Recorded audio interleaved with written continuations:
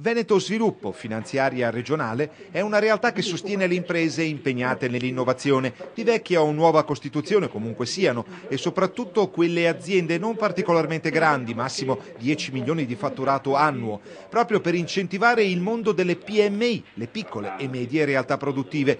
Aspetto questo che costituisce l'autentico core business della finanziaria.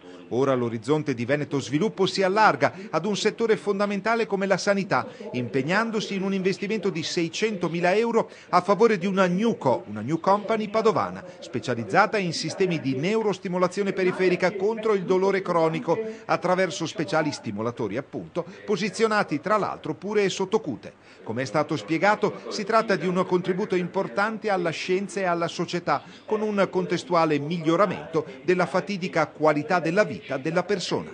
È una società che peraltro ha anche ottenuto delle attestazioni sulla validità del proprio prodotto anche da vari certificatori, uno particolarmente importante.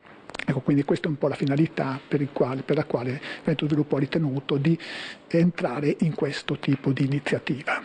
Abbiamo utilizzato l'esperienza che il nostro gruppo ha sulla stimolazione cardiaca per sviluppare un sistema specifico per la terapia, per il trattamento del dolore cronico dei nervi periferici, e quindi la società è stata costituita di recente, però ha già ottenuto una serie di risultati clinici abbastanza interessanti.